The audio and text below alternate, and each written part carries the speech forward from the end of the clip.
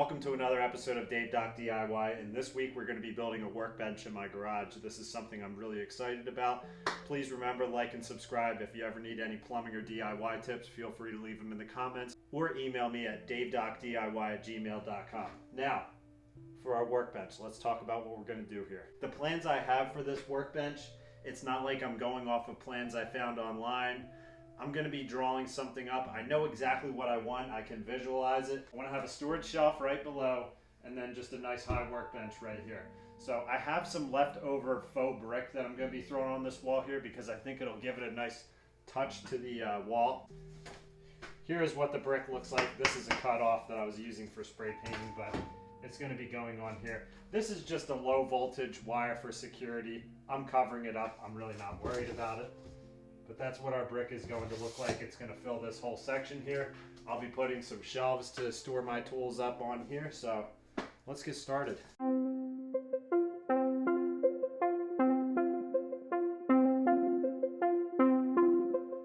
So all I'm doing here now, I don't have much room because all of my tools are sitting right behind the view of this camera right now. So all I'm doing is measuring my height from my ledger here. I guess you wouldn't call it a ledger, it's really the footer of the house. And I'm going to be cutting this 66.5. It'll be enough to just tuck it right under here. Luckily I have just about 4 feet here. That's why I took the trim off. I'm going to throw the trim right over this and cover it up. 4 feet goes right to this edge here. It's perfect. So all I have to do is rip this down to 66 inches to go up to here. And my first section will be covered with my brick. Let's go into a little fast forward because the main product of this video is the workbench. This faux brick is really easy to work with. All you gotta do is cut it with your circular saw. They run for about $40, $45 for a 4x8 sheet. I'm sure that price fluctuates just like wood does, but yeah, they're pretty affordable, easy to install, caulk and brad nailer. Alright, so here's where we're at after I got all the faux brick up. Some of these seams could be a little bit better, honestly, but I'm not worried about it because my bench is going to sit about up to here. I'm going to be putting shelves on it, and I'm also going to be putting stuff on here to hide the seams. It was nice that I was able to start over here with a full sheet. This seam, I'm actually going to try to give it a little bit of a rustic look and add something that looks almost like a support beam, kind of like a medieval pub style, blacksmith style workbench. That's what I'm going for. I'm kind of like going for like a theme to this workbench. Now that this is all done, it's time to get going on the bench. Let's go. So I'm sitting here outside of the Home Depot, and I always like to just throw a crazy little sketch together of what I have a vision of, and this is what I'm thinking. I really just want that main stationary bench, and then I'm starting to think to myself, oh, well, what if I want to have a miter saw in the middle of it, but I really want that big worktop? But is the big worktop really necessary? Maybe I should have the miter in the middle of it. Maybe I should have one off to the side with casters. I'm really racking my brain on this. I'm having a hard time with it. I think I'm just going to do one 8-foot bench and figure it out from there. I think I'm just going to get my wood. I have a plan. I also plan to do an assembly table in the middle of my garage at one point. So this isn't going to be my main assembly table. That's why I'm thinking, do I put that miter saw in the middle of it? You guys will find out soon once I start cutting wood. Let's go get it. Here's all our wood that we purchased. It was only $180, which to me is not a bad deal because that includes our screws and everything else with it. The sanded piece of wood actually takes up a third of the price. All right, guys, here's my wood that I'm going to be using for the top. I've got some sanded 1/2 inch. Again, I'm on a budget for the sanded 3/4. It was like $75. This was $50. I'm not spending $75 on one sheet of plywood. I want it sanded, and I'm going to use this for the shelf on the bottom. This is a $25 piece of plywood. I don't care how pretty the bottom shelf looks. I'm going to be throwing tools on it, not going to be working on it. I've got 2 4x4s here, and then I've got 8 2x4s. These I'm going to be notching into here real easy. I'm going to show you guys how I do it. Should be able to knock this out real quick. Did I just say I'll knock this out real quick? That is like the kiss of death, but here we go. I'm actually going to be setting a bracket on the wall and sitting my 4x4s on this ledge. So that's process number 1. I need to start there because this is an odd situation and I'm not going to let it bump out my table. I want it to be all the way against the wall. I want my legs to be on the outsides. I'm going to sit on that I'm going to come out here, and then my shelf is going to be the same height as this. We're going to work it. Now, I saw someone the other day say the height of your workbench should be the height of your knuckle when you're standing. If you're making a custom workbench for yourself, the height of my knuckle is 37 inches. I'm a little bit taller. I went up to my kitchen to gauge where I wanted my height to be. I went up to my countertops, which is 36 inches, I'm pretty sure it is. Was just checking it out, feeling the countertop, and I'm like, I want to have my bench a little bit higher, so 37 inches will be about up to here for me. So we're going with 37. I'm going to get my laser right here, and I'm going to strike a line across at 37 inches for the height of my workbench. Now what I'm doing here is I'm actually checking my 37-inch line that my level's all good, figuring out my situation for my back bracket, and yeah, my garage slope's pretty good, but we're going to figure it out. These are the screws I'm going to be using for a majority of my connections in this setup here. This was $15 a box. Comes with the drill bit. I really enjoyed Spax screws from Home Depot, and they just no longer sell them. So I like these screws. I always call them GRK. I'm sure they're called Greek or something else. I'm sure there's a right pronunciation. I always just call them GRK. I really like this brand of screws. They've never let me down. I just never use them like in this type of situation, the multi-purpose situation. I've used them for finer projects, but we're rolling with these. Let's go. Maybe we found a new love. We'll see. Now I hit my back beam with a 5/8 paddle bit so I can get more of my screw into there, just kind of inset the screw into the wood. I've got my vertical line set on my beam with my laser level, and now we have our back beam up. That's our base. Let's get started. What we're doing is I marked the size of my 2x4 here. This is going to get notched to sit on my ledge here. And I know this might be different than what yours is. If you have your own bench that can go straight to the ground, all you have to do is notch it and measure straight to the ground. I'm in a weird situation. Again, I don't want to give up that space. So I'm going to be notching this. And I also set the depth of my saw to the depth of a 2x4. So this is 1.5 inches down. I'm going to make a series of marks on this. I'm going to knock everything out so I can notch it straight onto that. All right, it's not perfect, but what I'm going to do right now is I'm going to flip this over. This is why I need a workbench. I'm going to be flipping this over and doing it on the other side here so that I can notch into my back support and to my side support. And this is extremely satisfying when you break out all these notches. These are a little thick. Should have done a couple more cuts, but it's very, very satisfying. And as you can see, we have our slots for our 2x4s right here. I have this notched out. I'm going to be throwing some wood glue on here, and then that's going to be going to that corner. It's time for me to measure up and cut to the size down to my ledger here. Feeling really good about it? Let's do it.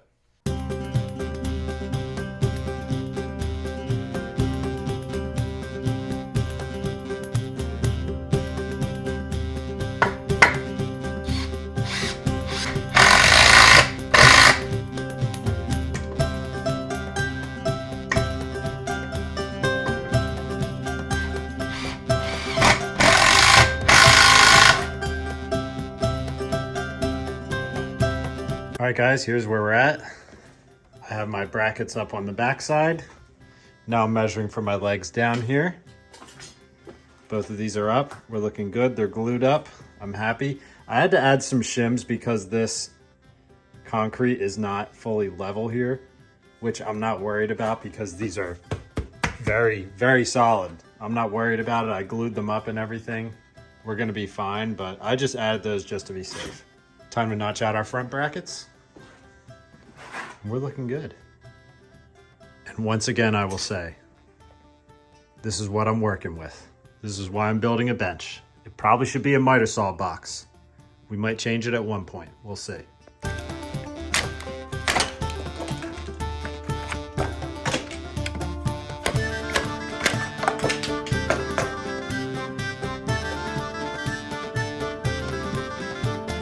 All right, here's another progress photo here. We have our back supports in. And now I have my front supports in. These are not screwed down or anything. I'm gonna be wood gluing these. And we have some really nice joints here. I'm really happy with how they came out. And I'm also going to be adding a support directly in the middle here.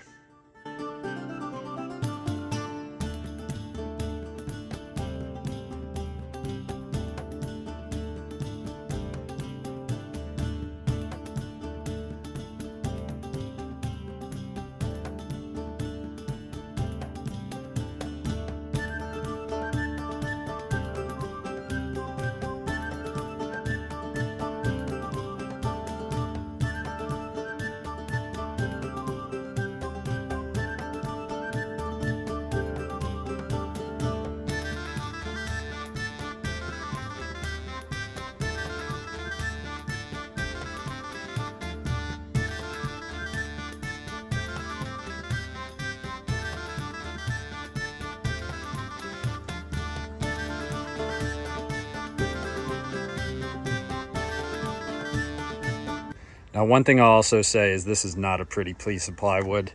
It was pretty bowed when I got it. It's actually straightened out a bit since I got it. My sanded plywood here is really nice and straight. I'm happy with this as far as Home Depot plywood quality goes, but this is what you'd expect. I'm not worried about it.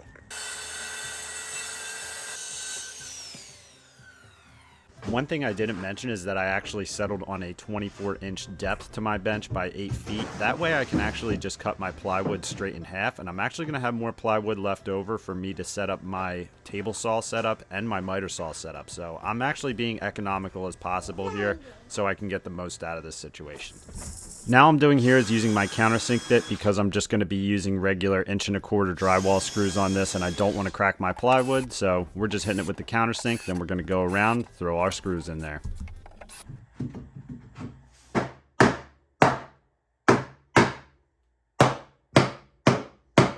All right, and there's our shelves. These are nice and solid. Again, I didn't need these to be pretty. As you see here too, I put my piece in. Everything goes evenly across, so I can just throw my tools in there and not get them stuck. The bench would definitely look a bit nicer if I threw this 2x4 on the front of it, flush with that. It would kind of cover up these seams, which, who knows, maybe I might do it in the future. I'm not wasting 2x4s on that right now because I still need to do my supports up top here. All right, now I have all my pieces cut here, and what I'm doing is I'm just eyeballing it to make sure I have a good angle here going out, and then I'm also just going to be throwing my torpedo level on here to see that I'm level. I know that I'm level from here to here, but I want these boards to be level as well. I want to sit flush. I'm going to be using my clamp when I'm screwing down. I'm going to be clamping right here on the wood to make sure everything is nice and tight.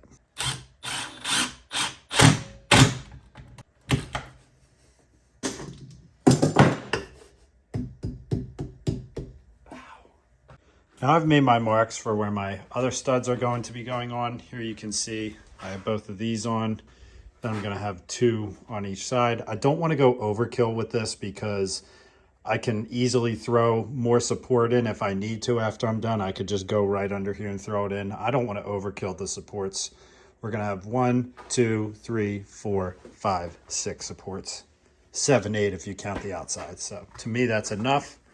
I'm going to throw these on. Got my marks. I'm also going to be switching to my regular Phillips screws for my pocket holes because I have hardwood Craig screws and they're just not good enough. One thing I should have been doing from the beginning is using my regular drill.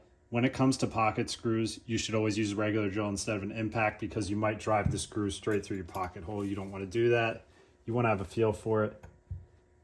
Feel where the hole is. Then you just stop. You can set your drill for that, but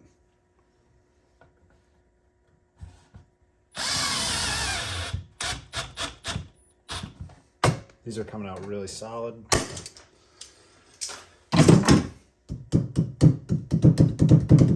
All right, now I have my top supports on. I'm feeling good about these. As I said earlier, if I don't feel good about them as I'm working on it, I can always add more support in. I could even go crossways. I don't think I'm going to need more. This thing is solid. Let's get our top on.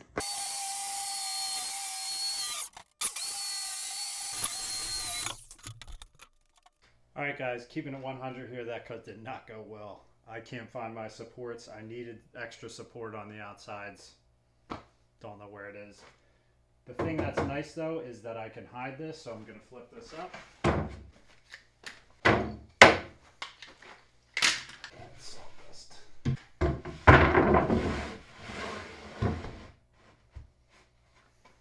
Perfect straight.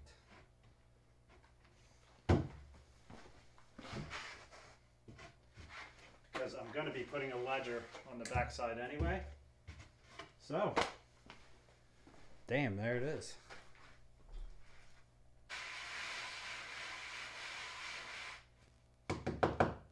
You can still screw things up and make it work. Now, I didn't really screw it up, but some of my cuts, they're not perfect. Throw them in the back. I'm going to throw a little ledger piece on the back there. It's like it never happened. Perfectly clean edge right here. Let's lock it down.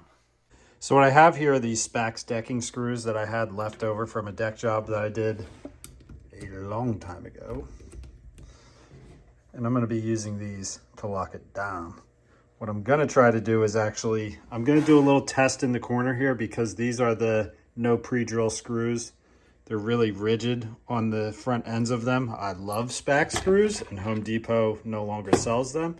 That's why we went with these for this project, because I didn't feel like making 2 trips or finding where Spax has gone. Where'd you go? Where'd you go? Either way. Let's throw these on and let's see what happens. Here's what our screws look like inside of this. And honestly, camera-wise, you see all these holes in my top, but it is just like smooth. These screws went in perfect. I know I forgot to film me doing this because I was just so locked in.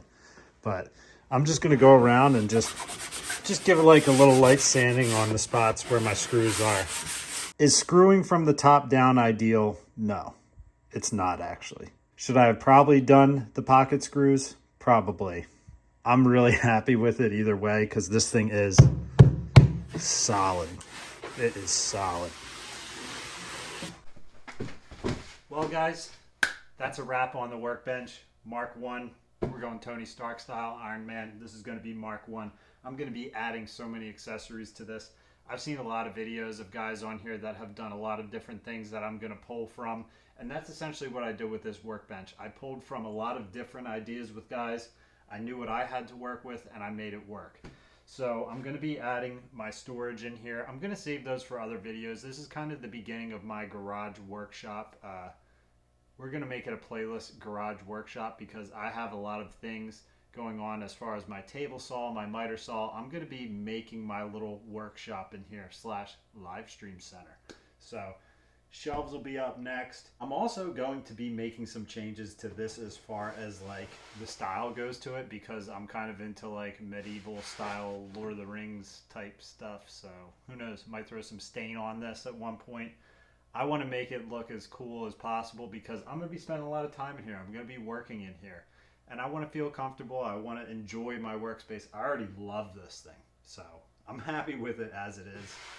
So if you guys made it to this point, thank you for following along. Let me know in the comments what you think I did right, what you think I did wrong, if there's any improvements that I can make on it. Because trust me, if any of you guys tell me something that I think is going to help me with this, I'm going to do it. I'll make a video of it. I'll give you a shout out. I really appreciate it. I'm really excited to see where this goes, guys. Thank you for following me. Thank you for liking, subscribing, all that fun stuff. Dave DIY. Until next time.